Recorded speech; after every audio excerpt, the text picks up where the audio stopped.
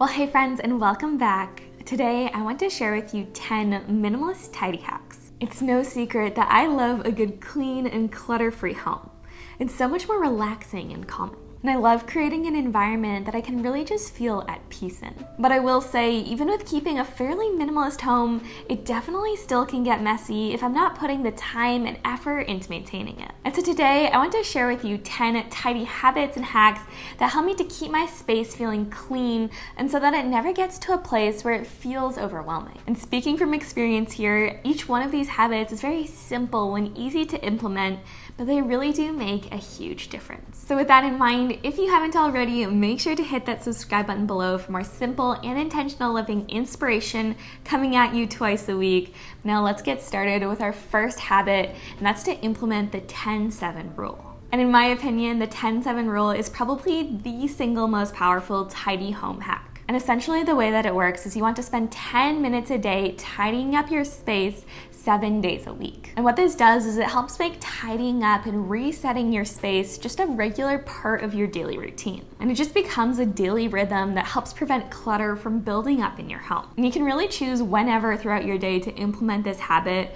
but personally where I find it to be most effective is if you spend your 10 minutes tidying up either first thing right when you get up in the morning or just before you go to bed at night. And that way, either way, you're able to begin the day with a blank slate. All right, but then our second tidy hack is to eliminate excess. And this one is basically minimalism 101, but it's just that whole idea that the less you own, the less that you have to store, to organize, and to maintain. And when it comes to keeping your home tidy and organized, that really does have a massive impact. You know, this is really why I'm such a huge proponent of minimalism, is in a lot of ways, it just makes life easier. If, like me, you don't enjoy feeling like you always need to be tidying and organizing your home, simply reducing the number of possessions that you own can be one of the best and easiest ways that you can just cut down on the total amount of work required. And one of the best ways that you can implement this one is just to look around your home and ask yourself, what are the areas of my home that tend to get messy the most quickly? And then just focus your decluttering efforts on those specific areas.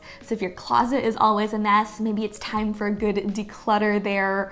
Or maybe your junk drawer is just always bursting at the seams. You can reduce and simplify in that area. Of course, as time goes on, you might want to declutter more areas of your life, but I think that it's always helpful to start with the places that are causing us kind of the most pain, stress, or even just annoyance. So if there are a handful of areas in your home that just always feel like they're a mess, and the moment that you organize them, they become a disaster zone again, just try simplifying in them to see if that can help. But then moving on, number 3 is to designate a drop zone. Create an area by your front door where you can keep your shoes, keys, coat, wallet, or any other on-the-go essentials right as soon as you get home. And then of course, once you've set aside that area, start using it. One of my favorite home organization tips is basically just to give everything a home and to keep it in that spot. And that's such a helpful habit for us to get into, especially for our daily essentials. It helps make it so that things don't get scattered about the house, and it's really easy for you to find exactly what you need when you need it. There's nothing worse than having a meeting or an appointment that you need to get to and spending 5 or 10 minutes just running around your house trying to find the keys that you put somewhere, but you just can't quite remember where. By having and using a drop zone where you can put things like your keys and wallet, pretty much completely eliminates that problem. And the number 4 is the one-touch rule. And I'll just be honest here and say that this can be one of the hardest ones to actually get in the habit of doing, but once you do, it is such a time saver. The whole idea behind this one is that for the things that you use throughout the day, you only want to touch it once. So if you finish what you're eating and you're about to put your dishes and utensils away, rather than putting them in the sink and then later in the dishwasher, just instead immediately put them in the dishwasher. And this is a great rule to apply to things like clothing too. If you decide to change outfits, maybe you're switching from your workout gear to your work wear. Rather than just dropping your old clothes on the floor, make sure that you walk them those couple extra steps over to the hamper or hang them back up if they aren't dirty. It's funny because even though we might feel like we're expending less effort by putting our dishes in the sink rather than the dishwasher, or our clothing on the floor rather than in the hamper, what we're actually doing is creating more work for ourselves in the long run. Those dishes will still need to make their way to the dishwasher, and our clothing will also have to go into the hamper. And so rather than saving that fractional little bit of effort in the short run, just take those 2 extra seconds to put your items away so that you only have to touch them once and you aren't creating unnecessary messes throughout your house. All right, and then number 5 is to clear your counters. And this is one tip that I am such a proponent of. Having clear, uncluttered counters is really the number one thing that you can do to make your kitchen and bathroom look and feel tidier. By eliminating visual clutter and clearing your surfaces, it's an easy way just to make your space instantly look more attractive. But not only that, it makes it more functional too, because you then have more surface area to work with. Of course, there's nothing wrong with keeping a handful of daily essentials on your counters. I know that I have things like my tea kettle and toaster oven on our counters. And completely empty counters can look kind of bare. But our counters certainly are one area where less is more.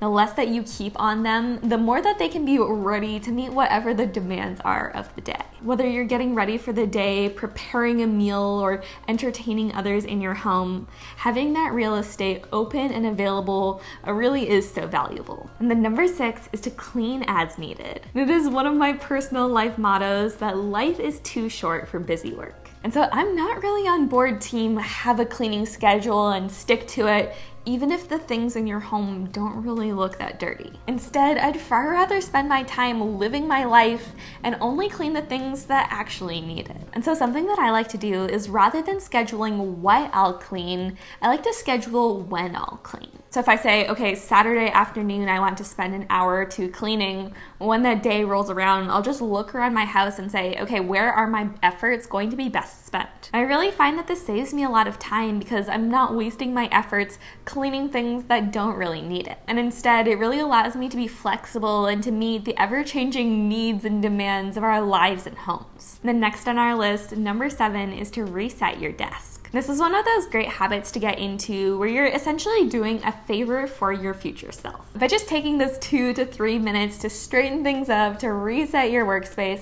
it makes it so that the next day when you come into work, you're greeted with an office and a desk that looks ready for whatever the day holds. Now, studies have shown that when we're working or living in a messy environment, it really does impact our ability to focus, to concentrate, to be attentive, and it really hinders our productivity. And so essentially what you're doing when you clean and clear your desk each day is you just create an environment where you can be as effective and efficient as possible in your work. Okay, the number 8 is the 60-second rule. And this is really just that idea of, if there's something that you need to do and you can do it in 60 seconds or less, do it now, not later. This is another great habit to get into, especially in our conversation of keeping your home tidy, because how often are there just different tasks that come up throughout the day that will just say, okay, yeah, I'll just do it later. But then later quickly becomes hours, days, or weeks in the future. And so the 60-second rule really is another great way of just creating those tidying rhythms in our daily life. It can help keep clutter at bay and your home neat and tidy. So the next time that there's a dish that you need to rinse out, or something that you need to take up the stairs and put back where it belongs,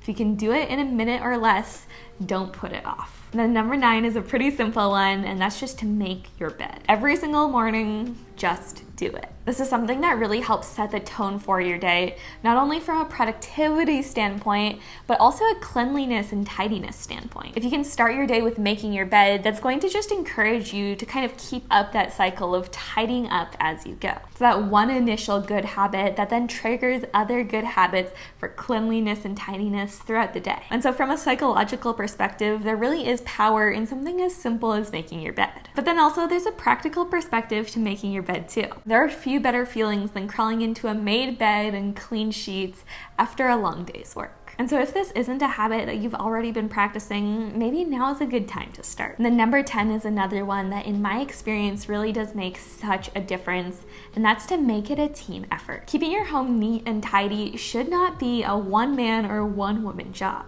Don't try to do it all on your own. If you do, you're really just setting yourself up for stress and frustration. And so make it a team effort and get everyone in your household involved in the process of tidying up. Whether you're living with a spouse, kids, roommates, this is really something that everyone can get in on. And what you'll find is that if you can get buy-in from everyone who lives with you, it makes the entire tidying process so much easier, it makes it feel effortless. I think it can be really easy for us sometimes to just take things all on ourselves, and it can even kind of get in the way of our pride to ask for help. But if we can just get out of our own ways, people aren't just willing, but they're ready to help. And so if you've been putting the onus of keeping your home clean and tidy completely on yourself, maybe now's the time to reach out. Turn it into a team effort, and what you'll find is that many hands make light work. That saying was a favorite of my mom's growing up, but it really is true. All right, well that's it. Those are the 10 habits that really help us to maintain a clean and tidy home. And while we're definitely not perfect, by making a conscious effort